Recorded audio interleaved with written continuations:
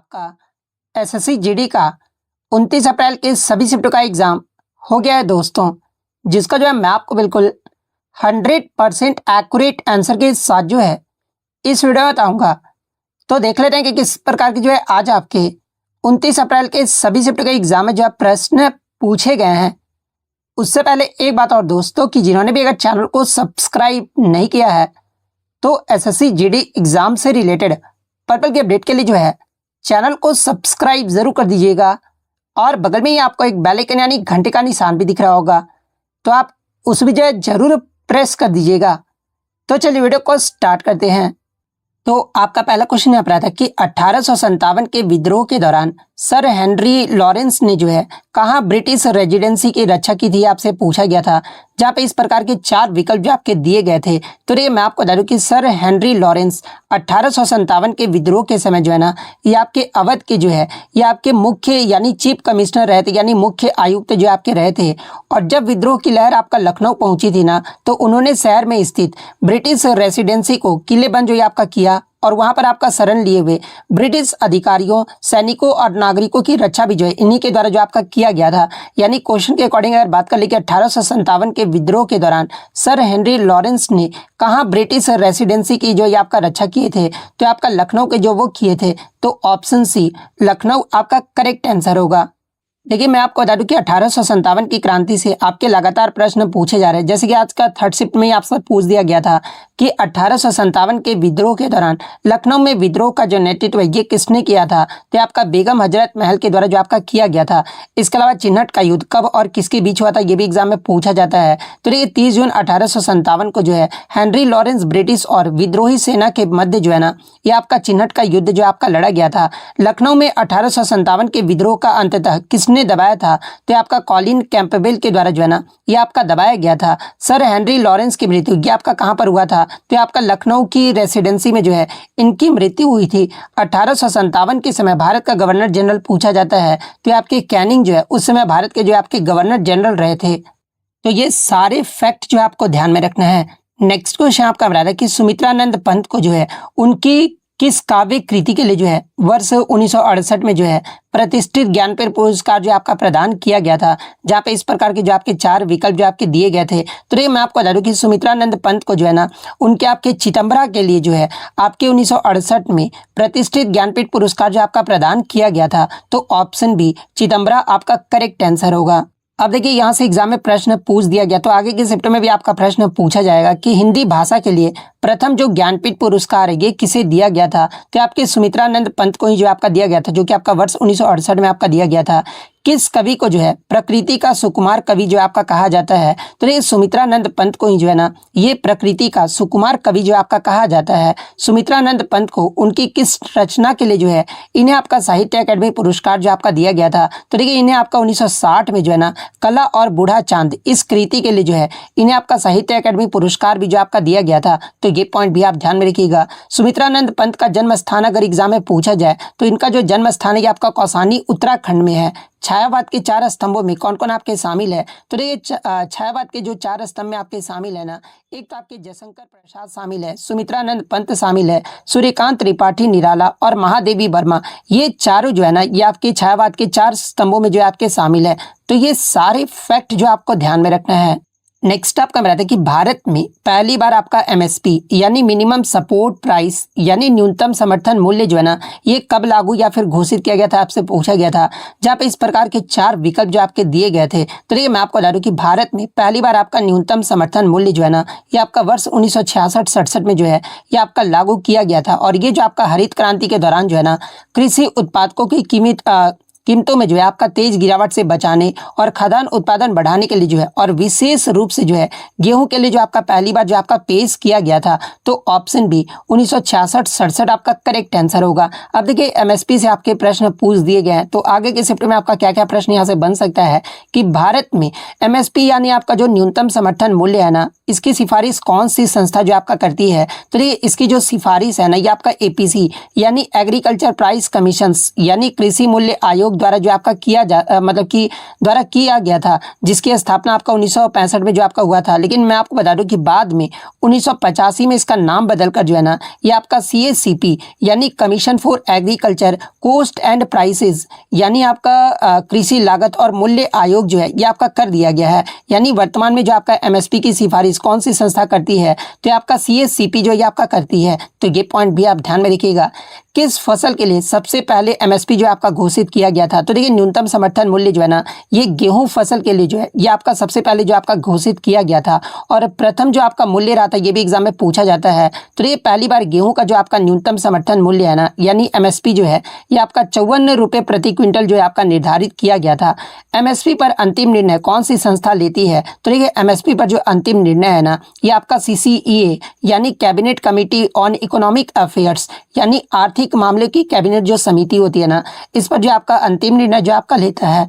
वर्तमान में सरकार कितनी फसलों के लिए जो है ये आपका MSP जो आपका घोषित करती है, तो देखिए वर्तमान में जो है कुल 23 फसलों के लिए जो है ना सरकार MSP जो आपका घोषित करती है, जिसमें आपका 7 अनाज, 5 आपका दालें और 7 आपका तिलहन और 4 जो है ये आपका व्यावसायिक फसलें हैं। तो ये पॉइंट भी आप ध्यान में रखिएगा। गन्ने के लिए घोषित मूल्य को क्या कहा जाता है, तो देखिए गन्ने के लिए घोषित मूल्य को जो है ना ये आपका FRP यानी फेयर एंड रिम्यूनरेटिव प्राइस यानी उचित और लाभकारी मूल्य जो आपका कहा जाता है। तो ये सारे फैक्ट जो आपको ध्यान में रखना है। नेक्स्ट आपका क्वेश्चन है, पता है कि भारत में राज्यों को कर हस्तांतरण यानी टैक्स डिवोल्यूशन जारी करने की घोषणा जो है ना कौन सा निकाय या फिर मंत्रालय करता है, ये आपसे पूछा गया था। जहाँ पे इस प्रकार के 4 विकल्प जो आपके दिए गए थे। तो देखिए मैं आपको बता दूं कि भारत में केंद्रीय करों में जो है ना राज्य के हिस्सों की जारी करने की जो औपचारिक घोषणा और राशि का जो हस्तांतरण है ना, ये आपके मिनिस्ट्री ऑफ फाइनेंस यानी वित्त मंत्रालय के द्वारा जो आपका किया जाता है। हालांकि मैं आपको बता दूं कि राशि जारी जो है ये आपका वित्त मंत्रालय करता है, लेकिन करों का जो कितना प्रतिशत राज्यों को मिलेगा, इसका जो निर्धारण है ना ये फाइनेंस कमीशन यानी वित्त आयोग की सिफारिश के आधार पर जो आपका होता है। तो यहाँ पर आपका राशि के बारे में आपसे पूछा गया था, तो आपका मिनिस्ट्री ऑफ फाइनेंस यानी वित्त मंत्रालय के द्वारा जो आपका किया जाता है। तो ऑप्शन सी विकल्प आपका करेक्ट आंसर होगा। और किस अनुच्छेद के तहत जो है आपका वित्त आयोग का गठन जो आपका किया गया है, तो देखिए भारतीय संविधान के अनुच्छेद 280 के तहत जो है ना राष्ट्रपति प्रत्येक 5 साल में जो है वित्त आयोग का गठन जो आपका करते हैं। प्रत्येक 5 साल नहीं, मतलब कि हर 5 साल में जो है वित्त आयोग का गठन जो आपका किया जाता है, जो कि आपका केंद्र और राज्यों के बीच जो है राजस्व साझाकरण का फॉर्मूला भी जो है आपका तय करते हैं। तो ये पॉइंट भी आप ध्यान में रखिएगा। इसके अलावा अगर वर्तमान स्थिति की बात कर ले, तो देखिए वर्तमान में 15 वित्त आयोग की सिफारिश के अनुसार जो है ना आपका डिविजिबल पूल यानी विभाज्य पूल का जो 41% जो आपका हिस्सा है ना, ये राज्यों को जो आपका स्थानांतरित किया जा रहा है। तो ये पॉइंट भी आप ध्यान में रखिएगा।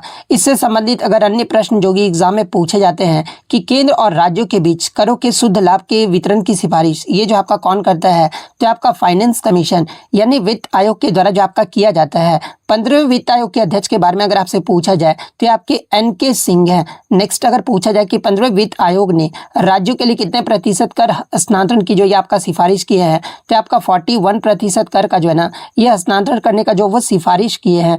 वित्त आयोग अपनी रिपोर्ट किसे सौंपता है, ये भी एग्जाम में प्रश्न पूछा जाता है। तो आपके भारत के राष्ट्रपति को जो वो सौंपते हैं। तो ये सारे फैक्ट जो आपको ध्यान में रखना है।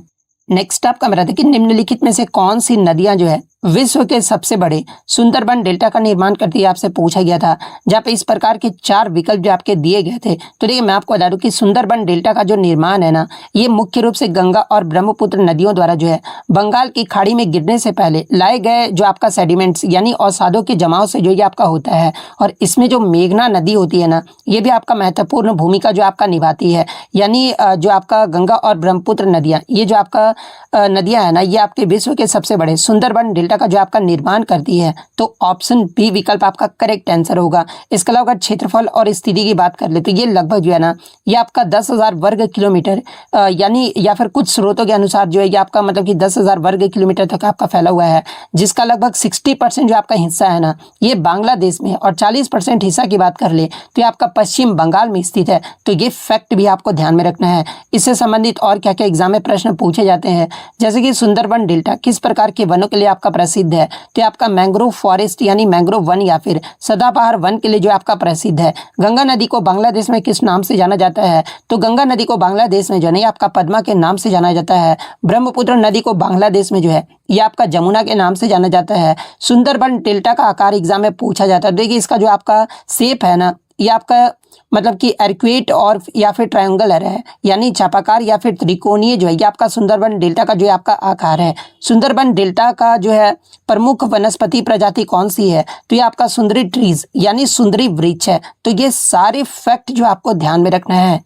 नेक्स्ट आपका यहाँ है कि वर्ल्ड हैप्पीनेस रिपोर्ट यानी विश्व खुशहाली सूचकांक तैयार करने में जो है ना कितने मुख्य कारक यानी आयाम यानी फैक्टर्स का उपयोग किया जाता है, आपसे पूछा गया था। यही बताइए क्या मैंने ये क्वेश्चन कल ही आपको एक्स्ट्रा फैक्ट में बताया था फिर नहीं। जो भी मेरा एक्स्ट्रा फैक्ट देखते हैं ना वो इजिली जो है 20 में से मैं लगभग बता सकता हूँ कि 15 से 16 क्वेश्चन इजिली जो वो कर आ रहे होंगे। तो आप प्रीवियस शिफ्ट के वीडियो जो वो जरूर देख कर जाइएगा जिनका भी आगे आने वाले दिनों में एग्जाम है। तो देखिए मैं आपको बता रहा हूँ कि विश्व खुशहाली सूचकांक को मापने के लिए जो है ना ये 6 मुख्य कारकों का उपयोग जो आपका किया जाता है। और वो 6 मुख्य जो आपके फैक्टर हैं ये कौन कौन से हैं, तो ये पहला तो आपका जीडीपी पर कैपिटा यानी प्रति व्यक्ति सकल घरेलू उत्पाद है, जिसमें आपका आर्थिक शक्ति का माप जो आपका किया जाता है। सेकंड आपका सोशल सपोर्ट यानी सामाजिक सहयोग है, जिसमें कठिन समय में मदद के लिए किसी पर भरोसा करना, इसको जो आपका मापा जाता है। थर्ड आपका हेल्दी लाइफ एक्सपेक्टेंसी यानी स्वस्थ जीवन प्रत्याशा है, जिसमें शारीरिक और मानसिक स्वास्थ्य जो है आपका मापा जाता है। फोर्थ आपका जो है freedom to make life choices यानी जीवन विकल्प चुनने की स्वतंत्रता है, जिसमें आपका व्यक्तिगत स्वतंत्रता को आपका देखा जाता है।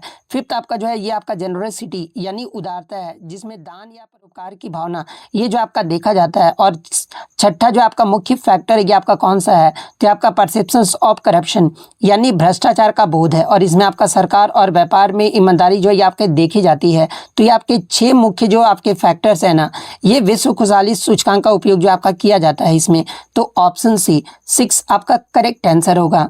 और देखिए इससे प्रीवियस शिफ्ट में आपका ये पूछा गया था ना कि विश्व खुशहाली सूचकांक यानी वर्ल्ड हैप्पीनेस जो इंडेक्स है ना ये आपका मतलब कि किसके द्वारा आपका जारी किया जाता है। देखिए ये जो आपका रिपोर्ट है ना ये आपका संयुक्त राष्ट्र सतत विकास समाधान नेटवर्क यानी UNSDSN द्वारा जो आपका जारी किया जाता है। और आधार के बारे में अगर आपसे पूछा जाए तो देखिए ये जो आपका रैंकिंग है ना ये मुख्य रूप से जो है गैलप वर्ल्ड पोल डेटा पर जो है आपका आधारित होता है। तो ये पॉइंट भी आप ध्यान में रखिएगा।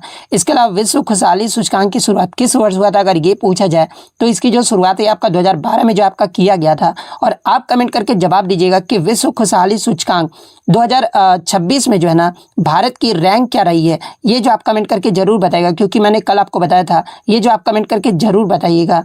नेक्स्ट आपका क्वेश्चन है कि वैज्ञानिकों ने पहली बार ब्लैक होल की वास्तविक तस्वीर है ना ये कब और कहां जारी की थी, आपसे पूछा गया था। जहां पे इस प्रकार के जो आपके 4 विकल्प जो आपके दिए गए थे। तो देखिए मैं आपको बता दूं कि वैज्ञानिकों ने पहली बार ब्लैक होल का जो वास्तविक तस्वीर है ना ये आपका 10 अप्रैल 2019 को जो ये आपका जारी किया था। लेकिन अवलोकन जो है कि आपका 2017 में जो आपका किया गया था। और कहाँ से आपका जारी किया गया था, तो ये आपका मेसियर 87 यानी M87 आकाश गंगा के केंद्र में जो है, जो कि पृथ्वी से लगभग आपका 55 मिलियन प्रकाश वर्ष दूर कन्या तारामंडल में जो ये आपका स्थित है। तो यहीं से जो आपका मतलब कि किया गया था। तो ये किस विकल्प में आपका दिया गया है, तो ऑप्शन बी विकल्प में आपका दिया गया है। तो ऑप्शन बी विकल्प आपका यहाँ पे करेक्ट आंसर होगा। इसके अलावा अगर बात कर ले कि ये जो आपका ब्लैक होल का आकार अगर आपसे पूछा जाए तो ये आपका सूर्य से जो है ना 6.5 अरब गुना भी अधिक जो ये आपका विशाल है। और विशेषता की बात कर ले तो ये तस्वीर में एक चमकता हुआ नारंगी रंग का जो ये आपका रिंग यानी छल्ला जो है आपका दिख रहा है, जो ब्लैक होल के गुरुत्वाकर्षण के कारण जो है प्रकाश के मुड़ने से जो आपका बनता है, जिसे आपका क्या कहा जाता है, तो इसे आपका शैडो जो आपका कहा जाता है। इसके अलावा एग्जाम में और यहाँ से क्या क्या प्रश्न पूछे जाते हैं, जैसे ये ब्लैक होल की पहली तस्वीर लेने वाला प्रोजेक्ट का नाम क्या है। तो देखिए इसका प्रोजेक्ट का जो नाम है ना ये आपका EHT है यानी इवेंट हॉरिजॉन टेलीस्कोप है। ये जो आपका मतलब कि ब्लैक होल की पहली तस्वीर लेने वाला प्रोजेक्ट का नाम है। और ये जो आपका EST है ना ये दुनिया भर के 8 रेडियो वेधशाला का जो एक नेटवर्क भी है। तो ये फैक्ट भी आपको ध्यान में रखना है। इसके अलावा एग्जाम में अगर पूछा जाए कि EST ने जो है सबसे पहले किस ब्लैक होल की तस्वीर ली थी, तो इसके द्वारा जो आपका M87 यानी मेसियर 87 आकाश गंगा के केंद्र में जो तस्वीर है ना ये आपका लिया गया था। मिल्की वे जिसे आपका आकाश गंगा भी कहा जाता है, इसके केंद्र में स्थित ब्लैक होल की तस्वीर कब जारी किया गया था, तो ये आपका 12 मई 2022 को जो है ये आपका जारी किया गया था। ब्लैक होल की तस्वीर को प्रोसेस करने वाली युवा कंप्यूटर वैज्ञानिक कौन है, तो आपके केटी बामन है। ब्लैक होल शब्द किसने गढ़ा था, अगर ये पूछा जाए तो 1960 के दशक में, हालांकि आपका 1967 में, लेकिन दशक तो आपका 1960 के दशक में है ना, ये आपका जॉन आर्चिबाल्ड व्हीलर के द्वारा जो ये आपका गढ़ा गया था। ब्लैक होल के सिद्धांतों के लिए 2020 का जो नोबेल पुरस्कार है ये किसे दिया गया था, तो इसके लिए जो आपका 2020 का जो नोबेल पुरस्कार है ना ये रोजर पेनरोस, रेनहार्ड गैजेल और सॉरी एंड्रयू गेज को जो है ना ये आपका प्रदान किया गया था। तो ये सारे फैक्ट जो आपको ध्यान में रखना है। नेक्स्ट क्वेश्चन आपका बताता है कि निम्नलिखित में से कौन जो है बंगाल का गवर्नर जनरल नहीं था, ये आपसे पूछा गया था, जहाँ पे इस प्रकार के 4 विकल्प जो आपके दिए गए थे। तो देखिए एक ऑप्शन में आपका शहादत खान दिया गया था, जिसे आपका बुरहान उल मुल्क भी आपका कहा जाता है। तो देखिए ये जो आपके शहादत खान जो है ना ये अवध के स्वायत्त राज्य के जो आपके संस्थापक थे, न कि आपके बंगाल के गवर्नर जनरल थे। इनके द्वारा आपका 1722 में जो है ना ये आपका अवध की स्थापना जो आपका किया गया था। तो यही जो आपके शहादत खान है ना ये बंगाल के गवर्नर जनरल नहीं थे। तो ऑप्शन सी विकल्प आपका करेक्ट आंसर होगा। इसके अलावा ऑप्शन में आपका वारेन हेस्टिंग भी आपका दिया गया था। तो आपके 1773 के रेगुलेटिंग एक्ट के तहत जो है ना ये बंगाल के पहले गवर्नर जनरल जो आपके बनाए गए थे। विलियम बेंटिक भी ऑप्शन में आपका दिया गया था। तो ये आपके बंगाल के अंतिम गवर्नर जनरल थे और इन्हें जो आपका 1833 के चार्टर एक्ट के बाद जो है ना इन्हें भारत का पहला गवर्नर जनरल भी जो आपका बनाया गया था। तो ये पॉइंट भी आप ध्यान में रखिएगा। अब यहाँ से एग्जाम में क्या क्या प्रश्न पूछे जाते हैं, जैसे कि बंगाल का प्रथम गवर्नर कौन था, अगर ये पूछा जाए तो देखिए बंगाल का जो प्रथम गवर्नर है ना ये रॉबर्ट क्लाइव को जो आपका बनाया गया था। किस अधिनियम के द्वारा बंगाल के गवर्नर जनरल को जो है ना भारत का गवर्नर जनरल जो आपका कहा जाने लगा था। तो देखिए 1833 का जो चार्टर एक्ट था, इसी अधिनियम ने जो है भारत में ब्रिटिश प्रशासन का जो है ना केंद्रीकरण जो आपका कर दिया था। और आपके विलियम बेंटिक भारत के पहले गवर्नर जनरल भी जो आपके बनाए गए थे। प्रशासनिक सुधार और द्वैध शासन यानी ड्यूअल गवर्नमेंट को समाप्त करने वाला गवर्नर जनरल कौन था, अगर ये पूछा जाए तो आपका वारेन हेस्टिंग्स के द्वारा जो आपका समाप्त किया गया था। भारत का पहला वासराय यानी वासराय कौन बना था, तो ये भारत का जो पहला वासराय है ना ये आपका कैनिंग जो है आपका बना था। और किस अधिनियम के तहत, तो आपका 1858 के अधिनियम के बाद जो है आपका बना था। भारत में सिविल सेवा का जनक ये जो है किसे माना जाता है, तो ये आपके कार्नवालिस को जो आपका माना जाता है। तो ये सारे फैक्ट जो आपको ध्यान में रखना है। नेक्स्ट आपका मेरा देखिए मेक इन इंडिया कार्यक्रम की औपचारिक शुरुआत ये जो है कब हुआ था, ये आपसे पूछा गया था, जहाँ पे इस प्रकार के 4 विकल्प जो आपके दिए गए थे। तो देखिए मैं आपको बता दूं कि प्रधानमंत्री नरेंद्र मोदी ने जो है 25 सितंबर 2014 को जो है नई दिल्ली के विज्ञान भवन में जो है ना ये मेक इन इंडिया पहल की जो है औपचारिक शुरुआत जो आपकी किए थे। तो 25 सितंबर 2014 ऑप्शन बी विकल्प में आपका दिया गया है। तो ऑप्शन बी विकल्प आपका करेक्ट आंसर होगा। इसके अलावा एग्जाम में मेक इन इंडिया का जो है ऑब्जेक्टिव यानी उद्देश्य पूछा जाता है। तो देखिए मैं आपको बता दूं कि इसका जो मुख्य उद्देश्य है ना ये भारत को एक वैश्विक विनिर्माण केंद्र यानी ग्लोबल मैन्युफैक्चरिंग हब के रूप में जो है आपका बदलना, निवेश को बढ़ावा देना, नवाचार को प्रोत्साहित करना और देश में रोजगार के जो है अवसर पैदा करना, इसका जो है आपका मुख्य उद्देश्य है। इसके अगर लोगों के बारे में पूछा जाए तो देखिए इस कार्यक्रम का जो लोगो है ना एक शेर यानी लायन है, जो कि आपका चक्रों से जो आपका बना हुआ है, जो कि विनिर्माण शक्ति और गौरव का प्रतीक भी जो आपका माना जाता है। और प्रमुख क्षेत्र की बात कर ले तो देखिए शुरुआत में इस पहल के तहत जो है ना अर्थव्यवस्था के 25 क्षेत्रों पर ध्यान जो है आपका केंद्रित किया गया था। और ये जो आपका किस मंत्रालय के अंतर्गत आपका आता है, तो देखिए ये जो आपका वाणिज्य और उद्योग मंत्रालय के तहत जो है उद्योग और आंतरिक व्यापार संवर्धन विभाग यानी DPIIT की जो है एक पहल भी जो आपका माना जाता है। तो ये पॉइंट भी आप ध्यान में रखिएगा। इसके अलावा एग्जाम में प्रश्न पूछा जाता है कि मेक इन इंडिया 2.0 मुख्य रूप से कितने क्षेत्रों पर आपका ध्यान केंद्रित किया गया है। तो मेक इन इंडिया 2.0 में जो है ना ये आपके टोटल 27 क्षेत्रों पर जो आपका ध्यान केंद्रित किया गया है, जिसमें आपके 15 विनिर्माण और 12 जो है आपके सेवा क्षेत्र हैं। इसके अलावा एग्जाम में पूछा जाता है कि मेक इन इंडिया का प्राथमिक लक्ष्य जो है सकल घरेलू उत्पाद यानी GDP में विनिर्माण हिस्सेदारी को बढ़ाकर कितना करना है, तो ये आपका 25% तक जो है आपका बढ़ाना है। तो ये सारे फैक्ट जो आपको ध्यान में रखना है। और बहुत लोग बच्चे का ये कमेंट्स रहता है कि सर वीडियो आप इतना बड़ा मत बनाए कि ये टाइम वेस्ट होता है। तो देखिए टाइम वेस्ट आपका वहाँ पर होता है ना जो आप रील्स वगैरह देखते हो या फिर किसी का रिव्यू वगैरह जो आप देखते हो, 2 बजे ही आपका सेकंड शिफ्ट का वीडियो या फिर आपका 10 बजे ही आपका फर्स्ट शिफ्ट का वीडियो डाल दिया जाता है। तो आपका रियल वीडियो थोड़े होता है, वहाँ पर आपका टाइम वेस्ट नहीं हो रहा है। 11 बजे तो एग्जाम ही खत्म होता है और कोई एग्जाम सेंटर से भी लाइव करेगा तो भी मान लो 11 बजे ही लाइव आएगा ना, और मतलब वीडियो अगर बना के डाल रहे तो 11:30 तो बज ही जाएंगे। इतना तो कॉमन सेंस आप लगाओ। तो आप 11 बजे उनका फेक वीडियो देखकर आप अपना टाइम वेस्ट कर रहे हो। और यहाँ पर मैं आपको बता रहा हूँ ना कि एग्जाम टाइम जो है आप सिर्फ मेरे पे ट्रस्ट करो, जो आपने पढ़ा है अब उससे ज़्यादा आपको नया टॉपिक पढ़ने की ज़रूरत ही नहीं है। जो एग्जाम आपको मतलब कि क्वेश्चन आ रहे हैं उसको बस आपको पढ़ना है। और जितने मैं एक्स्ट्रा फैक्ट करवा रहा हूँ आप जब देखोगे ना एग्जाम देकर आओगे तो खुद ही आप देखोगे कि हाँ स्टडी फॉर यू चैनल जो है बिल्कुल सही बोलते थे। और मतलब कि आप सिर्फ, मैं ये नहीं बोल रहा हूँ कि आप जिस पे भी आपको ट्रस्ट है उनका चैनल आप देखा करो, लेकिन आप मेरा चैनल एक बार जरूर देखना। आपको जितने भी एक्स्ट्रा फैक्ट करवाए जाते हैं ना वो आपको बिल्कुल ही मतलब कि आपके ही ओरिएंटेड रहते हैं। आपको एग्जाम में जरूर फायदा देखने को मिलेगा। तो जितना भी बड़ा वीडियो होता है आप उसको जरूर देखा कीजिएगा और कहीं भी आप टाइम वेस्ट मत किया कीजिए। अगर आप मेरे चैनल से जुड़े हो ना तो मैं कभी भी आपको गलत गाइड नहीं करूंगा। आप एक बार ट्रस्ट करके तो देखो, आपको जो मैं एक्स्ट्रा फैक्ट करवाता हूँ, इसीलिए तो मेरा टाइम लगता है ना वीडियो बनाने में, कि हाँ मैं सिर्फ आपके लिए भला ही सोचता हूँ। कभी भी आप देखोगे ना, मेरा कभी गलत इंटेंशन कभी आपके प्रति नहीं रहता है। कुछ लोगों को मतलब होता है कि मतलब थोड़ा सा जलन होता है तो वो लोग करते हैं, लेकिन जो जेन्युइन स्टूडेंट होते हैं ना, वो कभी भी आप में जानते कि मतलब मैं कभी भी गलत के लिए जो है, गलत स्टूडेंट के लिए गलत इंटेंशन कभी नहीं पालता हूँ। और लोग क्या होता है कि व्यूज़ का चक्कर ये सब रहता है, लेकिन वो सब के चक्कर में आप मत पड़ो, अपना टाइम वेस्ट मत करो। बस आपको जो यहाँ पर करवाया जा रहा है ना, आप वही किया करो, ठीक है। तो हिंदी में आपका एक प्रश्न आया था कि सरकारी नौकरी के संदर्भ में नॉन गेजेटेड पद का सबसे सटीक अर्थ पूछा गया था, जहाँ पे इस प्रकार के जो आपके 4 विकल्प जो आपके दिए गए थे। तो ठीक है, इसका जो आपका सटीक अर्थ क्या होता है ना, कि वह पद जिसकी नियुक्ति की सूचना सरकारी राजपत्र यानी गैजेट में जो आपका प्रकाशित नहीं होता है, यही जो आपका अर्थ जो आपका होता है सटीक अर्थ। तो ऑप्शन बी विकल्प आपका करेक्ट आंसर होगा। नेक्स्ट आपका बता दें कि भारतीय राष्ट्रीय फुटबॉल टीम ने आखिरी बार फीफा विश्व कप के लिए कब क्वालिफाई किया था, ये आपसे पूछा गया था, जहां पे इस प्रकार के 4 विकल्प जो आपके दिए गए थे। तो देखिए, भारतीय फुटबॉल टीम ने 1950 के फीफा विश्व कप के लिए जो है आपका क्वालिफाई किया था, जो कि आपका ब्राजील में आयोजित होने वाला था। और ये भारतीय फुटबॉल टीम के इतिहास में मात्र एक ऐसा अवसर था ना, जब टीम मुख्य टूर्नामेंट के लिए जो आपका चुना गया था। इसके अलावा एग्जाम में पूछा जाता है कि क्वालिफाई भारत कैसे किया था। तो देखिए, भारत ने ये जो आपका क्वालिफिकेशन है ना, ये डिफ़ॉल्ट रूप से जो आपका हासिल किया था, क्योंकि उनके ग्रुप की जो अन्य एशियाई टीम रही थी, जो कि आपका फिलीपींस, इंडोनेशिया और बर्मा ने जो है अपना नाम जो है आपका वापस ले लिया था। और नाम वापस लेना, ये जो आपका क्वालिफाई करने के बावजूद जो है ना, मैं आपको बता दूं कि भारत इस टूर्नामेंट में जो है ये आपका नहीं खेल सका था। इसके बहुत सारे मुख्य कारण भी रहते, जैसे कि एक कारण जो आपका आर्थिक समस्या आपका बताया गया था, यानी ब्राज़ील तक की जो लंबी यात्रा का भारी खर्च जो वो मतलब की होता। इसके अलावा प्राथमिकता यानी प्रायोरिटी, उस समय अखिल भारतीय फुटबॉल महासंघ जो है ना, विश्व कप से ज़्यादा जो है ओलंपिक और एशियाई खेलों को जो है ये आपका महत्वपूर्ण जो आपका मानता था, यानी प्रायोरिटी जो सबसे ज़्यादा है ना, ये आपके एशियाई और ओलंपिक खेल को जो आपका दिया जाता था।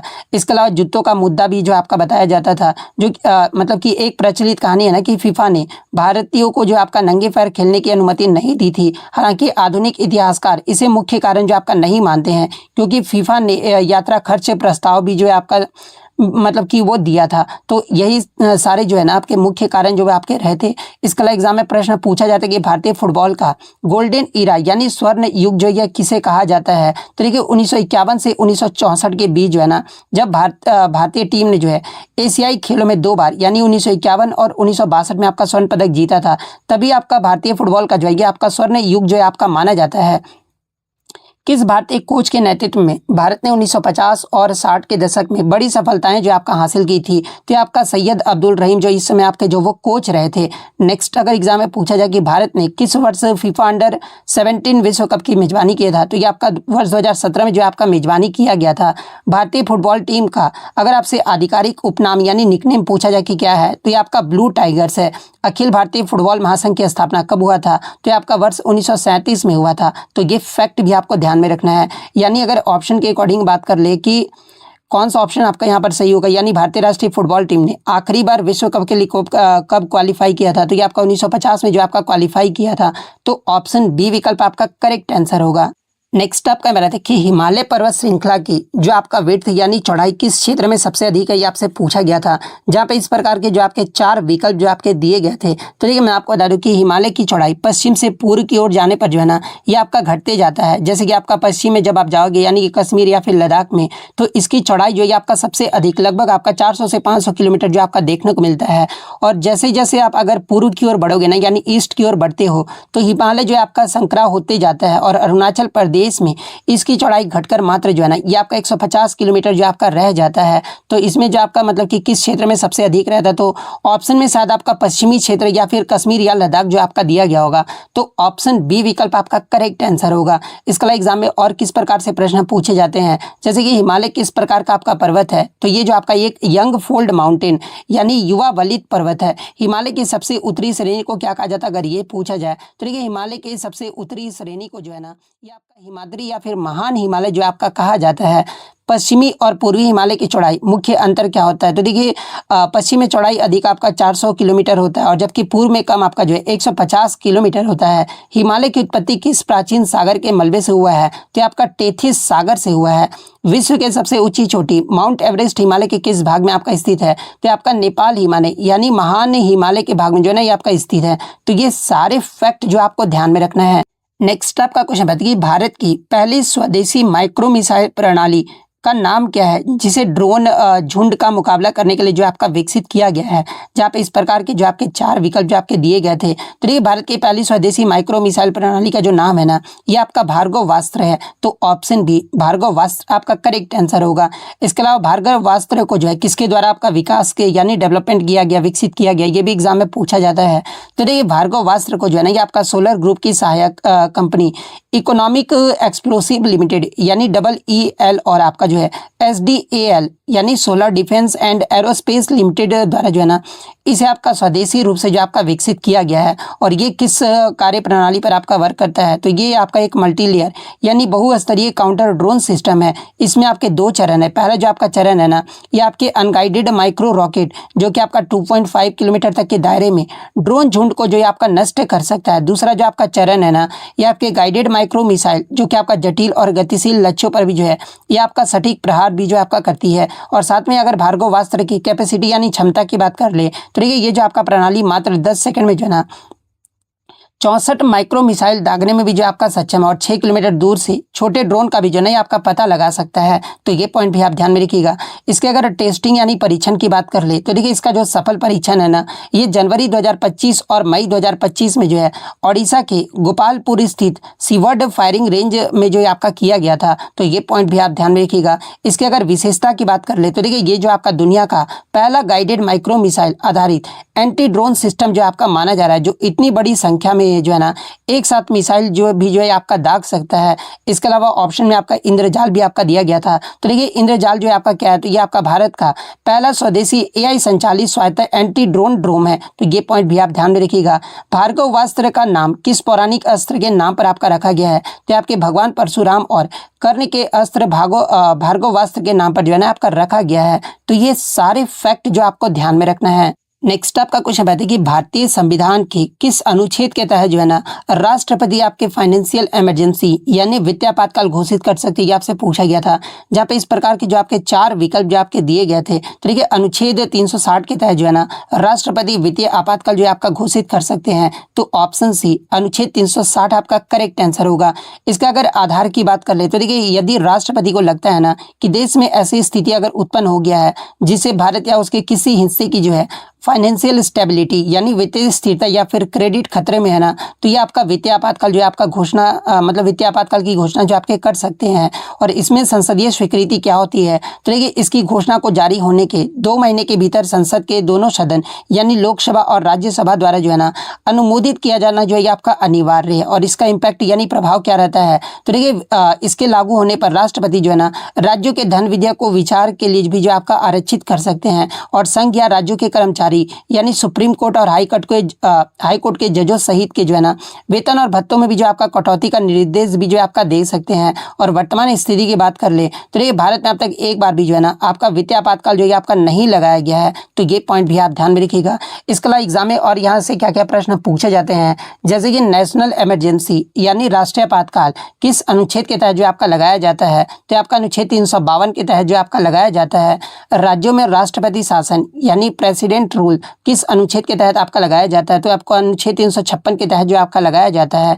वित्तीय आपातकाल की घोषणा को संसद में कितने समय के भीतर मंजूरी मिलना चाहिए? तो ये आपका 2 महीने के भीतर जो है ना ये आपका मंजूरी जो आपका मिलना चाहिए। भारतीय संविधान में आपातकालीन प्रावधान किस देश के संविधान से आपका प्रेरित है? तो आपका जर्मनी के वाइमर संविधान से जो है ना ये आपका प्रेरित है। तो ये सारे फैक्ट जो आपको ध्यान में रखना है। नेक्स्ट आपका बता दें कि आईसीसी पुरुष वनडे विश्व कप 2023 में किसे आपका प्लेयर ऑफ द टूर्नामेंट जो आपका चुना गया था, ये आपसे पूछा गया था, जहां पे इस प्रकार के 4 विकल्प जो आपके दिए गए थे। तो ये आईसीसी पुरुष वनडे विश्व कप 2023 में प्लेयर ऑफ द टूर्नामेंट का जो खिताब है ना, ये विराट कोहली को जो आपका दिया गया था, जिन्हें आपका किंग कोहली के नाम से भी आपका जाना जाता है। तो ऑप्शन सी विराट कोहली आपका करेक्ट आंसर होगा। इसके अलावा मैं आपको बता दूं कि विराट कोहली मतलब कि इस टूर्नामेंट में जो है ना आपकी 11 पारियों में जो है आपके सबसे ज़्यादा 765 रन जो आपके बनाए थे, जो किसी भी एक वनडे विश्व कप के संस्करण में जो है ना किसी बल्लेबाज द्वारा बनाए गए जो है आपका सबसे अधिक रन है। और इन्होंने जो है आपके सचिन तेंदुलकर जो कि आपका 2003 में 773 रन जो आपके मारे थे, ये आपका 20 साल पुराना रिकॉर्ड भी जो है ना ये विराट कोहली के द्वारा जो आपका तोड़ा गया था। और इसी टूर्नामेंट में मैं आपको बता दूं कि सेमीफाइनल जो आपका मैच हुआ था ना भारत और न्यूजीलैंड के खिलाफ, इसमें आपका विराट कोहली ने जो है 50वां वनडे शतक लगाकर भी जो है ना सचिन तेंदुलकर के सर्वाधिक शतकों के रिकॉर्ड का भी जो है ये आपका पीछे जो आपका छोड़ दिया था। जैसे कि ओडीआई में सचिन तेंदुलकर के द्वारा जो है ये आपके 49 शतक जो आपके मारे गए, लेकिन वनडे में आपका सबसे ज़्यादा जो शतक है ना ये विराट कोहली के द्वारा ही जो आपका मारा गया, जो कि आपका 50वां जो वनडे शतक है ये आपका न्यूजीलैंड टीम के खिलाफ जो ये आपका मारा गया था। इसके अलावा एग्जाम में पूछा जाए कि विश्व कप 2023 के फाइनल में जो आपका प्लेयर ऑफ द मैच जो है ना ये कौन रहे थे, तो आपके ऑस्ट्रेलिया के ट्रेविस हेड जो ये आपके रहे थे, जिन्होंने फाइनल में 137 रनों की पारी खेले थे। टूर्नामेंट में सर्वाधिक विकेट के बारे में अगर पूछा जाए कि लेने वाले गेंदबाज कौन थे, तो आपके भारत के बॉलर मोहम्मद शमी जो आपके रहे थे, जिन्होंने 7 मैच में जो है ये आपके 24 विकेट जो आपके लिए थे। आईसीसी विश्व कप 2023 का जो खिताब है किस टीम ने आपका जीता है, तो आपका ऑस्ट्रेलिया टीम ने जो आपका जीता है। और मतलब उप विजेता जो है आपका भारत रहा था, जिसमें ऑस्ट्रेलिया ने भारत को जो है 6 विकेट से हराकर जो है ऑस्ट्रेलिया इसका 6ठी बार जो है आपका विजेता भी जो आपका बना था। एक पारी में सर्वाधिक व्यक्तिगत स्कोर यानी हाईएस्ट इंडिविजुअल स्कोर किसका था, तो आपका ग्लेन मैक्सवेल का जो आपका रहा था, जो कि आपका अफगानिस्तान के खिलाफ जो है आपका 201 रन जो आपके बनाए थे। विश्व कप 2023 का जो आयोजन है ये किस देश में होता है, अगर ये पूछा जाए तो आपका पूर्ण रूप से पहली बार जो है ना ये भारत में जो आपका आयोजित किया गया था। तो ये सारे फैक्ट जो आपको ध्यान में रखना है।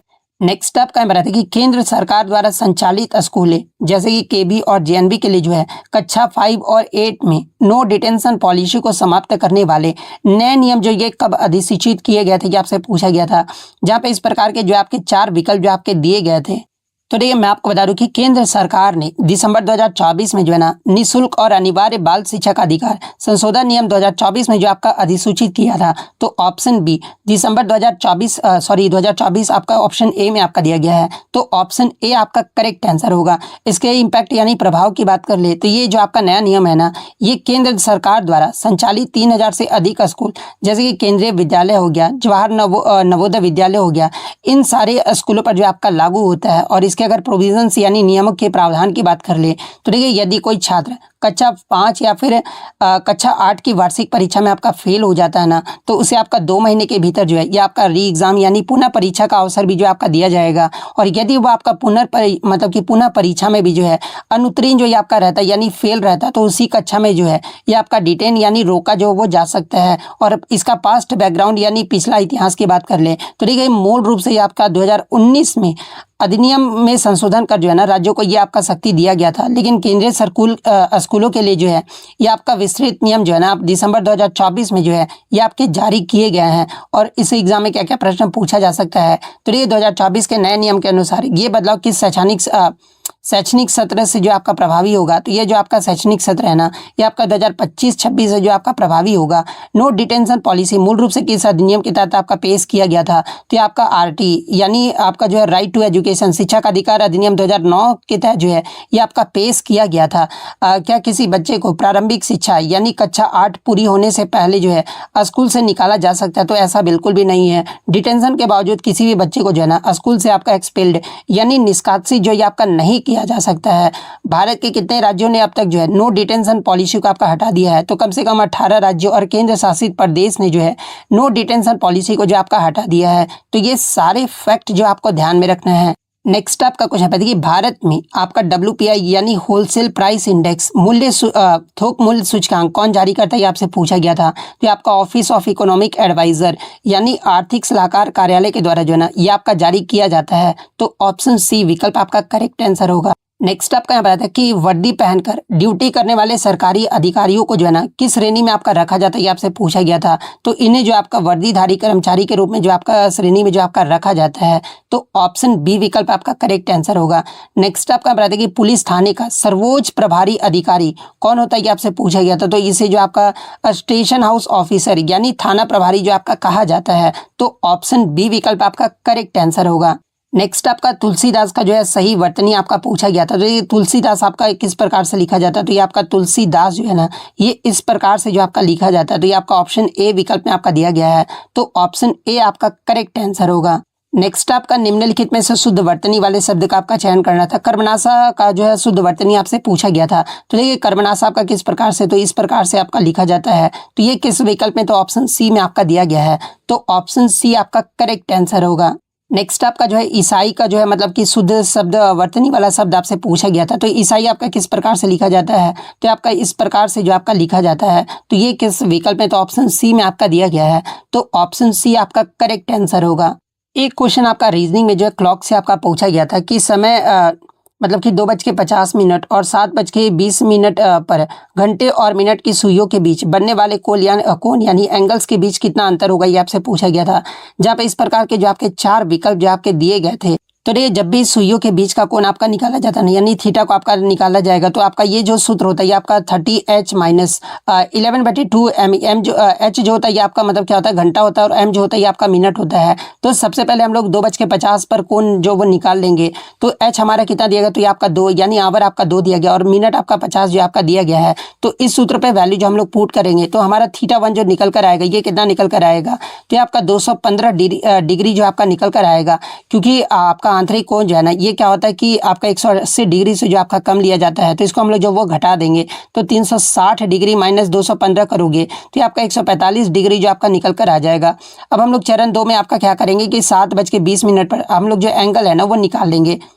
तो इसके लिए हम लोग θ2 जो वो निकाल लेंगे, और इस वैल्यू पे पुट करके जो है हम लोग θ2 जो वो इजीली जो वो कैलकुलेट कर लेंगे। क्योंकि हमारा आवर्स कितना दिया गया है, तो आवर्स हमारा यहाँ पर 7 दिया गया, और मिनट जो है ये हमारा 20 जो आपका दिया गया है। तो यहाँ से जो θ2 निकल कर आएगा, नहीं कि आपका कितना निकल कर आ रहा है, तो आपका 100 डिग्री जो आपका निकल कर आ रहा है। अब इसी के कोण का तो अंतर आपसे पूछा गया था ना, तो 145 में आप 100 को जब घटाओगे तो ये हमारा कितना निकल कर आएगा, तो ये हमारा जो है मतलब कि 45 घटाने पे आपका 45 डिग्री जो आपका निकल कर आएगा। तो यही तो आपसे पूछा गया था ना कि इसके बीच का जो मतलब कि बनने वाले कोनों का जो बीच का अंतर है ये कितना होगा, कितना डिग्री हो, तो ये आपका 45 डिग्री होगा। तो ऑप्शन बी विकल्प आपका करेक्ट आंसर होगा। नेक्स्ट आपका यहाँ पर एक और रीजनिंग से आया था कि आपका सीरीज दे दिया गया था, इसके बाद पूछा गया था कि क्वेश्चन मार्क के स्थान पे जो है ना कौन सा नंबर आएगा, ये आपसे जो वो पूछा गया था। तो देखिए जब आप सीरीज को देखोगे ना, तो यहाँ पर आपका क्या हो रहा है कि यहाँ पर आपका किस प्रकार से, तो ये आपका मल्टीप्लाई जो 2 फिर आपका जो है मतलब कि अभाज्य संख्या से जो है आपका जोड़ किया जा रहा है, यानी 4 दूनी 8 प्लस 3 आपका 11 आ रहा है। यानी आपका जो यहाँ पर देखोगे ना मतलब कि जब देखोगे तो इसमें आपका क्रमिक गुणांक यानी मल्टीपल और एक क्रमिक अभाज्य संख्या यानी प्राइम नंबर से या बढ़ती हुई संख्या को जो है जोड़कर जो आपका प्राप्त किया जा रहा है। जैसे कि 4 × 2 + 3 11 हो रहा है, फिर 11 × 3 + 5 38 आ रहा है, फिर 38 × 4 करोगे +7 159 आ रहा है, 159 × 5 + 11 806 आ रहा है। तो 806 के बाद जो क्वेश्चन मार्क था उसी के स्थान पे पूछा गया था। तो 806 × 6 + 13 करोगे तो ये हमारा 4843 जो आपका निकल कर आएगा। तो ऑप्शन में आपका 4843 आपका दिया गया था, जो कि आपका ऑप्शन बी विकल्प में सी विकल्प में आपका दिया गया है। तो ऑप्शन सी आपका करेक्ट आंसर होगा। कुछ जो मुझे थर्ड शिफ्ट के क्वेश्चन मुझे मिल पाए थे, एक तो आपका कालबेलिया डांस के बारे में पूछा गया था जो कि आपका राजस्थान राज्य का है। एक आपका मैरी कॉम का सिल्वर कब मिला था, ये आपका टोक्यो ओलंपिक्स वाला शायद आपका मतलब किस ओलंपिक में मिला था, ये आपसे पूछा गया था। तो मैरी कॉम ने तो कभी भी सिल्वर मेडल यानी आपका जो मतलब कि सिल्वर यानी रजत पदक नहीं जीता है। 2012 का जो आपका लंदन ओलंपिक हुआ था ना, इसमें ब्रॉन्ज मेडल जो है इनके द्वारा जो आपका जीता गया था, जो कि आपका 51 किग्रा फ्लाई वेट श्रेणी में जो आपका हासिल किया गया था। एक क्वेश्चन आपका इस प्रकार से आया था कि निम्नलिखित में से कौन सा दर्रा जो है ना सिक्किम को तिब्बत यानी चीन से जोड़ता है, ये आपसे पूछा गया था। तो देखिए ये जो आपका नाथुला दर्रा है ना, ये सिक्किम को जो है तिब्बत से जो है आपका जोड़ता है। तो ऑप्शन में आपका नाथुला दर्रा दिया गया था, जो कि आपका ऑप्शन बी में आपका दिया गया है। तो ऑप्शन बी आपका करेक्ट आंसर होगा। नेक्स्ट आपका क्वेश्चन है कि किस भारतीय क्रांतिकारी ने मात्र 14 वर्ष की आयु में जो है ना एक अंग्रेज अधिकारी यानी जिला मजिस्ट्रेट चार्ल्स स्टीवंस की गोली मारकर हत्या कर दिए थे। तो ये आपका किसके द्वारा? तो आपका सुनीता चौधरी के द्वारा जो आपका किया गया था। तो ऑप्शन बी सुनीता चौधरी आपका करेक्ट आंसर होगा। नेक्स्ट आपका रहा था कि पश्चिमी घाट जो है ना विश्व स्तर पर निम्नलिखित में से किसके लिए प्रसिद्ध है, आपसे पूछा गया था। जहाँ पे इस प्रकार के 4 विकल्प जो आपके दिए गए थे। तो देखिए ये जो आपका पश्चिमी घाट विश्व स्तर पर जो है ना ये आपका हाई बायोडाइवर्सिटी यानी उच्च जैव विविधता के लिए जो आपका प्रसिद्ध है। तो ऑप्शन बी विकल्प आपका करेक्ट आंसर होगा। नेक्स्ट आपका यहाँ पर था कि 1857 के विद्रोह के दौरान अंग्रेजों ने दिल्ली पर पुनः कब कब्जा किया और दमन जो ये आपका किया था। तो देखिए पुनः जो आपका कब्जा ये आपका 20-21 सितंबर 1857 को और दमन भी जो आपका किया गया था। तो ऑप्शन सी विकल्प आपका करेक्ट आंसर होगा। नेक्स्ट आपका बता दें कि गुजरात के टिप्पणी नृत्य में मुख्य रूप से क्या किया जाता है, ये आपसे पूछा गया था। तो ये मैंने आपको एक्स्ट्रा फैक्ट में भी आपको बताया था। तो देखिए टिप्पणी नृत्य ये आपका गुजरात राज्य का लोक नृत्य है और इसमें आपका मुख्य रूप से जो है ना लंबी छड़ी यानी टिप्पणी से जो है जमीन को जो है आपका थपथपाना ये जो आपका किया जाता है। तो ऑप्शन बी विकल्प आपका करेक्ट आंसर होगा। नेक्स्ट आपका बता दें कि अस्थि ऊतक यानी बोन टिश्यू और आपका एडिपोज टिश्यू यानी वसा ऊतक किसके भाग हैं, ये आपसे पूछा गया था। तो देखिए एडिपोज टिश्यू और बोन टिश्यू ये सारे जो है ना ये आपके कनेक्टिव टिश्यू यानी संयोजी ऊतक के जो आपके भाग हैं। तो ऑप्शन बी विकल्प आपका करेक्ट आंसर होगा। नेक्स्ट आपका मेरा था कि दुनिया में सबसे अधिक वर्षा वाला स्थान कौन सा, ये आपसे पूछा गया था। तो देखिए ये जो आपका मासिन राम है ना यहाँ पर आपका दुनिया में सबसे अधिक बारिश जो है आपका होती है। तो ऑप्शन बी मासिन राम आपका करेक्ट आंसर होगा। नेक्स्ट आपका क्वेश्चन है कि भारतीय मुक्केबाज एमसी मैरीकॉम ने किस ओलंपिक खेलों में आपका पदक जीती थी, ये आपसे पूछा गया था। तो ये एमसी मैरीकॉम के द्वारा जो है ना ये आपका 2012 का जो लंदन ओलंपिक हुआ था इसमें आपका मतलब कि 51 केजी आपका इसमें है ना मतलब स्पर्धा में जो है ये आपका ब्रॉन्ज मेडल जो आपका जीता गया था। तो 2012 का लंदन ओलंपिक आपका दिया गया था। तो ऑप्शन बी विकल्प आपका करेक्ट आंसर होगा। एक बच्चे ने ये भी प्रश्न मुझे मिला था, हालांकि मुझे डाउट था लेकिन फिर भी मैं ले लिया हूँ आपके नॉलेज के लिए कि टोक्यो ओलंपिक 2020 में भारत ने कुल कितने पदक जीते थे, ये आपसे पूछा गया था। तो ये टोक्यो ओलंपिक 2020 में भारत के द्वारा जो है ना आपके टोटल 7 पदक जो आपके जीते गए थे, जिसमें एक आपका जो है मतलब कि गोल्ड मेडल आपका जीता गया था नीरज चोपड़ा के द्वारा, 2 आपका सिल्वर मेडल यानी रजत पदक जीता गया था, एक तो आपका मीराबाई चानू के द्वारा आपका जीता गया था, दूसरे आपके रवि कुमार दहिया के द्वारा जो आपका जीता गया था, और 4 जो आपके ब्रॉन्ज मेडल ये आपके पीवी सिंधु, लवलीना बोरगोहेन, बजरंग पुनिया और पुरुष हॉकी टीम के द्वारा जो आपका जीता गया था। तो 7 ऑप्शन सी विकल्प में आपका दिया गया है। तो ऑप्शन सी विकल्प आपका करेक्ट आंसर होगा। इसके अलावा 2020 में टोक्यो ओलंपिक में भारत का अगर पदक तालिका में कौन से स्थान पे रहा था, अगर ये पूछा जाए तो आपका 48वें पायदान पे जो आपका भारत देश जो है आपका रहा था। कालबेलिया वाला तो मैंने आपको बता दिया था कि कालबेलिया जो है आपका राजस्थान राज्य का जो है आपका लोक नृत्य है। तो ऑप्शन बी राजस्थान आपका करेक्ट आंसर होगा। एक क्वेश्चन आपका इस प्रकार से देखो गया था कि यदि पृथ्वी से मतलब कि 100 प्रकाश वर्ष यानी लाइट ईयर्स की दूरी पर स्थित एक तारा आज आपका विस्फोट यानी सुपरनोवा हो जाता है, तो हमें इस घटना का पता कितने समय बाद चलेगा, ये आपका पूछा गया था। तो देखिए हमें इस घटना का जो पता है ना ये आपका 100 वर्षों बाद जो है आपका पता चलेगा। तो ऑप्शन सी 100 वर्षों बाद आपका करेक्ट आंसर होगा। नेक्स्ट आपका बताते हैं कि भारत के किसी राज्य के राज्यपाल को पद की शपथ कौन दिलाता है, ये आपसे पूछा गया था। तो संबंधित राज्य के उच्च न्यायालय के जो मुख्य न्यायाधीश होते हैं ना ये जो आपका मतलब कि शपथ जो आपके दिलाते हैं। तो ऑप्शन सी विकल्प आपका करेक्ट आंसर होगा। नेक्स्ट क्वेश्चन आपका बताते हैं कि भारतीय संविधान की कौन सी अनुसूची राज्य और संघ यानी केंद्र के बीच शक्तियों के बंटवारे से आपका संबंधित है। तो ये जो आपका 7th शेड्यूल्ड यानी 7वीं अनुसूची है ना ये राज्यों और संघ के बीच शक्तियों के बंटवारे से जो आपका संबंधित है। तो ऑप्शन सी 7वीं अनुसूची आपका करेक्ट आंसर होगा। नेक्स्ट आपका बताते हैं कि 1857 के विद्रोह के दौरान लखनऊ में विद्रोह का नेतृत्व किसने किया था। तो आपका बेगम हजरत महल के द्वारा जो आपका किया गया था।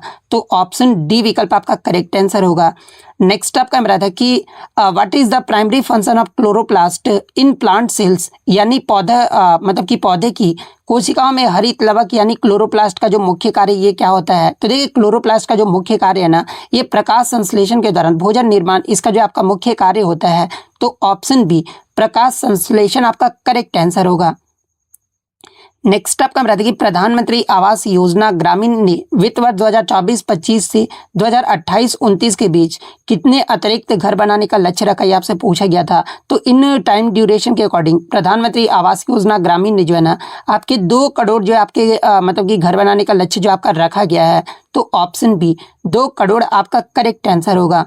नेक्स्ट आपका यहाँ पर आता है कि पश्चिम घाट को यूनेस्को की विश्व धरोहर सूची में क्यों शामिल किया गया, आपसे पूछा गया था। तो इसे जो आपका उच्च स्तर की जैविक विविधता और स्थानिकता के कारण जो है ना, इसे जो आपका शामिल किया गया था। तो ऑप्शन बी विकल्प आपका करेक्ट आंसर होगा।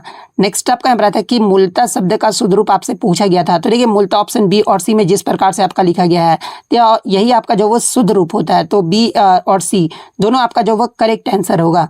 नेक्स्ट आपका यहाँ पर जो है शुद्ध वर्तनी आपसे पूछा गया था। तो ये पंख आपका जो कीचड़ होता है, तो ये ऑप्शन बी वाला जो है ना, ये आपका शुद्ध वर्तनी है। तो ऑप्शन बी विकल्प